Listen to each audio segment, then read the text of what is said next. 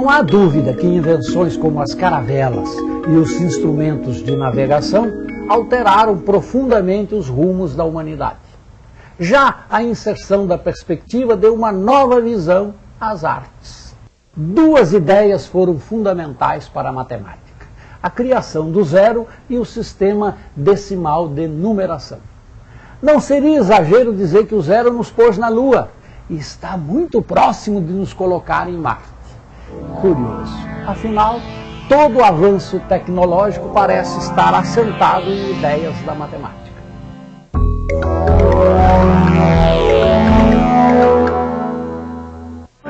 O homem começou a fazer arte na caverna. São pinturas e gravuras conhecidas como arte rupestre. Aquilo que ele via, temia ou simplesmente que ele queria, ele pintava, desenhava ou gravava. Uma das hipóteses que levantamos hoje é que ele fazia essa arte para espantar os fantasmas e dominar a natureza. Afinal, é muito mais fácil dominar um animal perigoso num desenho do que na realidade, não é? Hoje, quando não precisamos mais desenhar animais para dominá-los, ainda temos de espantar nossos fantasmas. Fantasmas da solidão, da incompreensão, da rebeldia, da perda, da felicidade, do destino, fantasmas da matemática.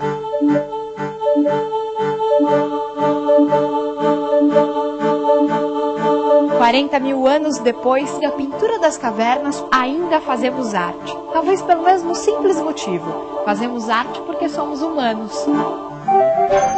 Talvez a matemática esteja na origem de não só da arte, mas de muitas outras coisas, né? Possivelmente estará. E, quer dizer, também não sei se toda a arte tem a ver com matemática. Uma boa parte da produção tem, né? De alguma maneira tem. Eu poderia citar talvez uma fonte, foi um trabalho que eu fiz em 92. Para mim, quer dizer, essa peça, sobretudo, ela lida com a questão do número, ou seja, tem aí uma espécie de utopia de materializar talvez o mais abstrato dos conceitos, que é o conceito do número, quer dizer, é tornar plausível essa coisa tão imaterial, né? Esse trabalho, na verdade, ele me acompanha desde primário, ginásio, enfim, escola. E eu fazia como esses desenhos repetitivos, né, que você faz quando a aula está chata ou telefonando. Até que em 76, em Petrópolis, eu estava morando em Petrópolis, eu resolvi fazer isso no espaço. Quer dizer, peguei arame, em vez de desenhar, peguei um pedaço de arame e fui repetindo esse procedimento. E, quer dizer, depois de um certo tempo, eu verifiquei que essa era uma estrutura que, ao mesmo tempo que crescia no plano, ela crescia no espaço também. E, de fato, eu só fui achar alguma coisa diretamente ligada à ideia desse trabalho anos mais tarde, em 90, 91, me caiu na mão um livro do Feigenbaum, esse físico americano. Ele veio chegar a um conceito que hoje é reconhecido, que é o chamado coeficiente de universalidade. Mas justamente o conceito que o Feigenbaum utilizou foi o conceito de cachoeiras de bifurcações, né? Um conceito que eu acho muito bonito assim, e de uma certa maneira tem a ver com esse trabalho. Só cheguei a essa possível explicação bem depois de ter feito.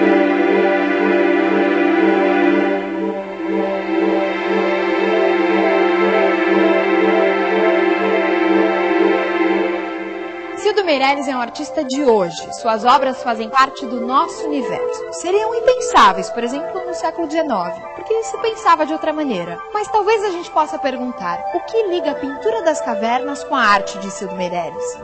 Essa imagem, o bisão estripado que ataca um homem com cabeça de ave, foi feita na caverna de Lascaux e tem mais de 20 mil anos. É o testemunho de um homem que deixou registrado uma caçada.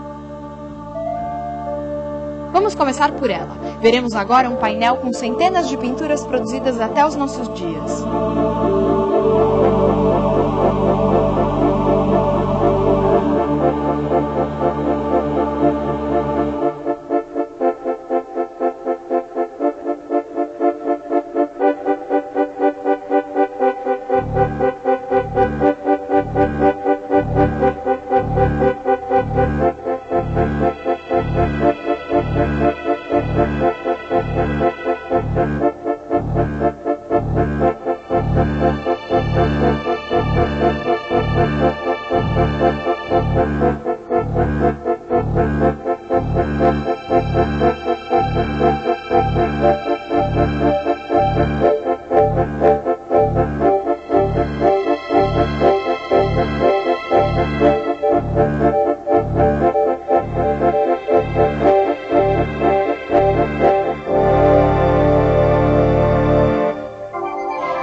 Assim, rapidamente, a gente consegue perceber uma evolução no jeito do homem fazer arte. A gente não consegue ver cada pintura, mas consegue captar uma forma que se transforma.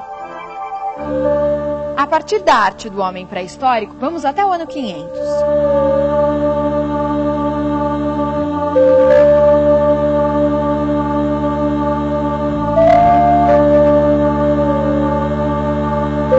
Esse mosaico, A Pesca Milagrosa e a Vocação de São Pedro, está em Ravenna, na Itália. Ele mostra São Pedro e um pescador puxando a rede cheia de peixes no mar e em terra Jesus abençoa a pesca.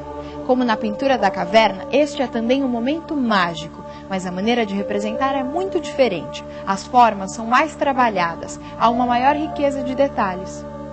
Quem elaborou esse mosaico não buscava a representação fiel da natureza, como é vista pelos nossos olhos. Ele pretendia manter vivo na memória das pessoas que fossem a essa igreja em Ravenna um episódio sagrado da história de Jesus Cristo. É importante lembrar que nessa época, 520 depois de Cristo, pouquíssimas pessoas sabiam ler e escrever. As imagens em toda a Idade Média foram a maneira mais eficiente que a igreja encontrou para transmitir seus ensinamentos.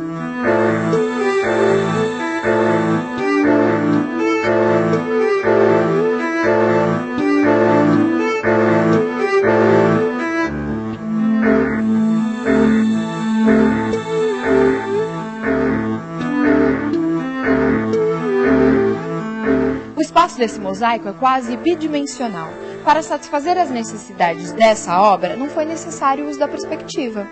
Vamos continuar. Vamos avançar mais 900 anos.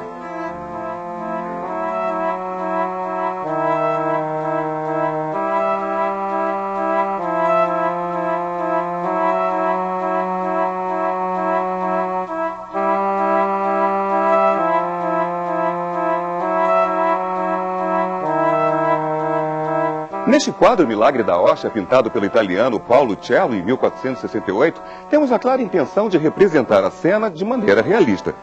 Observem esse chão. O artista pintou o chão da maneira exata como ele via. O xadrez com quadrados que diminuem de tamanho faz com que imaginemos o tamanho da loja. As linhas perpendiculares das paredes formam um conjunto coerente. É tão coerente que eu posso caminhar sobre ele. Eu posso vir aqui para o fundo. Posso caminhar para o lado.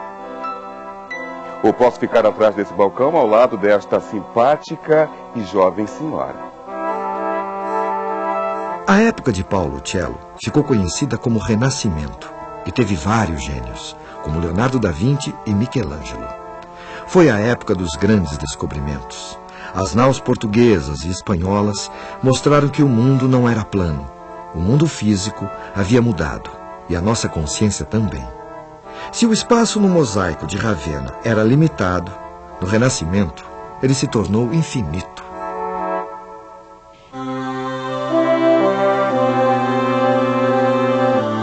Para isso, a arte buscou o auxílio da matemática, ao incorporar técnicas de geometria utilizadas para representar o espaço físico. Estas técnicas usavam instrumentos de precisão como estes, desenvolvidos cientificamente para o registro fiel da realidade.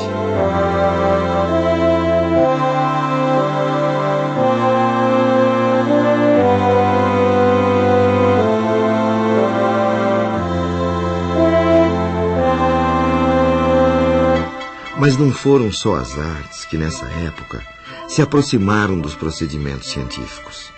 As grandes navegações e a ampla atividade comercial desse período impulsionaram o desenvolvimento, a incorporação e a utilização generalizada de diversas técnicas matemáticas. Uma delas foi a dos cálculos com algarismos, que seriam impossíveis sem a incorporação de um importante símbolo matemático, que até então não era utilizado no Ocidente: o zero.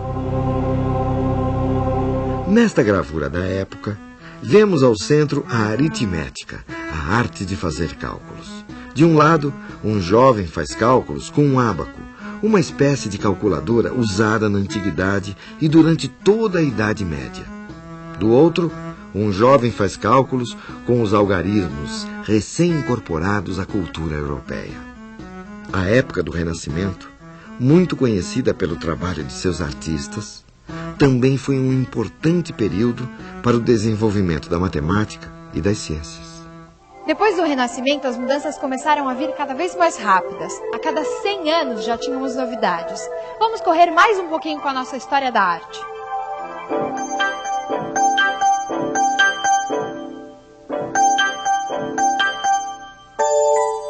Esse é o quadro As Meninas, de 1656, do pintor espanhol Diego Velázquez. O espaço representado aqui ainda é o mesmo do Renascimento, o espaço tridimensional.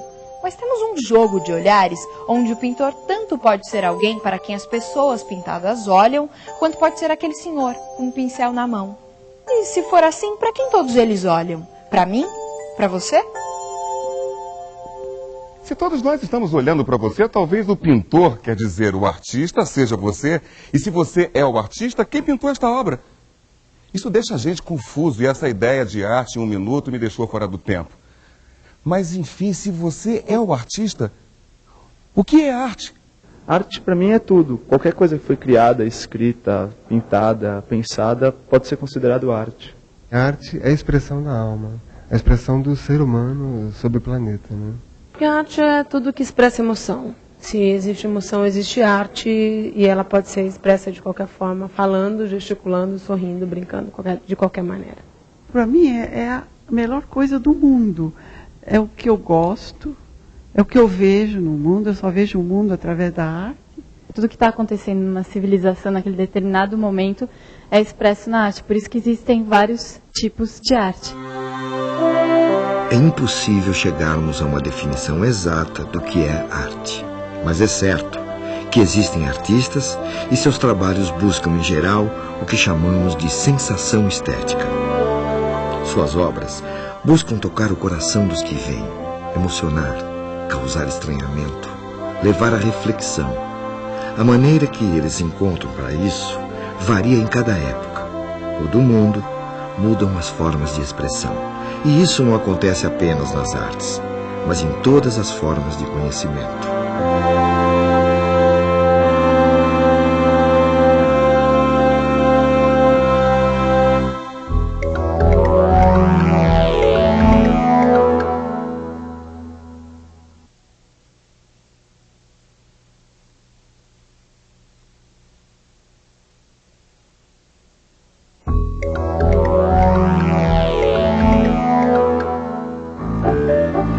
Partindo novamente do Homem das Cavernas, vamos agora até aos nossos dias.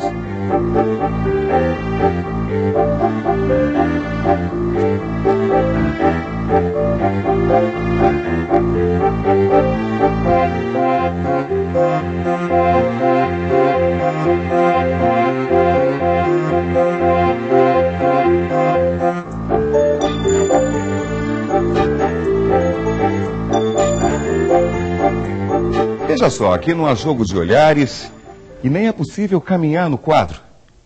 Depois de registrar seus feitos nas paredes das cavernas, contar os episódios sagrados nos murais, esculturas e mosaicos, criar técnicas sofisticadas para retratar o que se vê, o homem chegou ao século XX buscando novas maneiras de se expressar.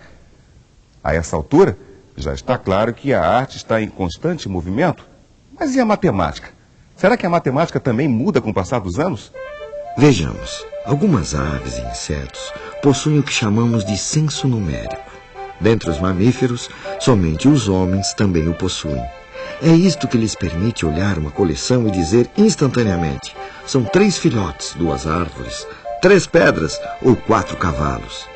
O senso numérico lhes permite apenas isso, precisar pequenas quantidades. Se as aves utilizam o senso numérico apenas para reconhecer, por exemplo, se um de seus filhotes desapareceu do ninho, o homem foi além. Desenvolveu um atributo bem mais eficaz: a contagem.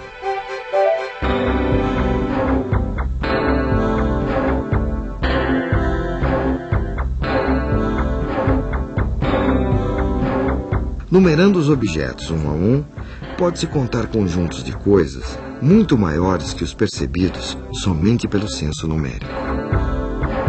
Suponha que numa sala existam 5 cadeiras. Se alguém perguntar quantas cadeiras há na sala, não será necessário gastar muito para responder. Basta levantarmos os 5 dedos de uma mão e se estará dessa forma, associando um a um os elementos de uma coleção padrão. A mão à coleção de cadeiras da sala. Porém, se quisermos contar a mesma coleção de cadeiras, pode-se erguer ou abaixar os dedos em sucessão e pronto. O homem aprendeu a contar. Mas e os cálculos? Será que quem sabe contar sabe calcular? Você sabia que na época em que já se utilizava a perspectiva na pintura, a maioria das pessoas não sabia fazer cálculos? Não sabia mesmo. Sabiam contar. Agora, fazer cálculos de adição, de subtração, era uma tarefa muito dura com os símbolos que eles usavam. No caso, os algarismos romanos.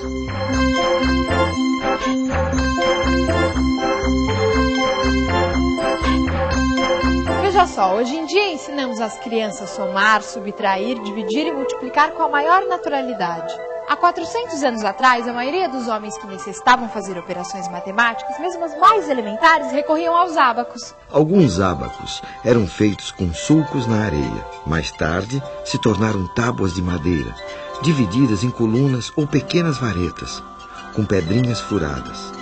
Se quisermos somar 234 com 183, podemos utilizar o ábaco da seguinte forma: 4 unidades, 3 dezenas e 2 centenas. Ou seja, colocamos o 4 na primeira coluna, 3 na segunda e 2 na terceira.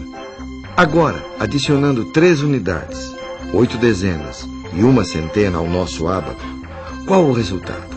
Primeiro, colocamos o 3 na primeira coluna, o 8 na segunda e o 1 na terceira. E contamos quantas pedrinhas temos em cada coluna. Na primeira coluna, temos 7 pedrinhas. Na segunda, 11 pedrinhas. E na terceira, 3 pedrinhas. É fácil perceber que 10 pedrinhas numa coluna equivalem a 1 pedrinha na coluna mais à esquerda. É o popular vai que as crianças aprendem nas escolas. Temos, então, o resultado da nossa soma feita no ábaco. 7 na primeira coluna, 1 na segunda e 4 na terceira. 417. Lá na Roma Antiga, pessoas que sabiam fazer conta o faziam com o uso do ábaco e usavam os algarismos para registrar os valores. Você quer saber de uma coisa? Muito do que a gente acha natural hoje, algumas civilizações sequer imaginaram existir. Qual foi a maior invenção do homem? É o computador, né? A televisão. Penicilina, não? Eu acho que o foguete. O telefone. O avião, né? A melhor invenção do homem. A roda. Tem uma coisa que você não pensou. O zero. O zero do nosso sistema de numeração. O zero funciona como um guardador de lugar e indica a ausência de valor numa certa ordem. Dá uma olhada nessa frase encontrada num livro árabe do século X. Sempre que não houver uma quantidade para representar as dezenas, ponha um pequeno círculo para guardar o lugar. Veja só, é impossível diferenciar o 43 do 403, do 430 ou do 4030. Sem o zero, o registro dessas quantidades diferentes é sempre 43. Assim, tudo leva a crer que a descoberta do zero foi uma espécie de acidente, causado pela tentativa de registrar o resultado de algumas operações feitas com o ábaco. A ausência de pedrinhas no ábaco deve ter sugerido a algum matemático antigo a ideia do zero. Muitos resultados não apresentavam pedrinhas, números para serem registrados. É aí que entra o zero, para guardar o lugar. O zero faz os números saltarem. O 5 na primeira casa é 5. Na segunda, com um zero ao lado, é 50. E assim por diante. Esse sistema torna-se prático para realizar operações. Mais tarde, passamos a escrever números imensos, como 6,02 vezes 10 a 23, ou seja, 602 acompanhado de 21 zeros. O zero está presente mesmo quando a gente não vê. Quando escrevemos 1986, na verdade estamos somando 1000 mais 900 mais 80 mais 6. Olha só quantos zeros tem aí. Agora, não vá pensando aí que os antigos são menos inteligentes, porque mesmo sem o auxílio do zero, os gregos e os seus seguidores mais diretos, os romanos, construíram impérios fortes e muito criativos. Com sistemas numéricos que para a nossa cultura podem parecer mais confusos, os egípcios construíram pirâmides e desenvolveram uma precisa astronomia.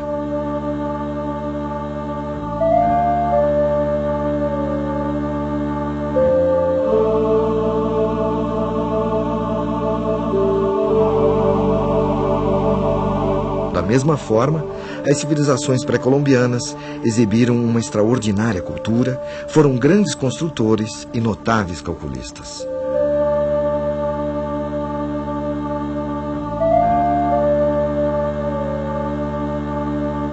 Destacadamente, os sábios maias erigiram um sistema posicional de base 20, onde escolheram um símbolo parecido com o caramujo, que é o nosso velho conhecido guardador de lugar, o zero.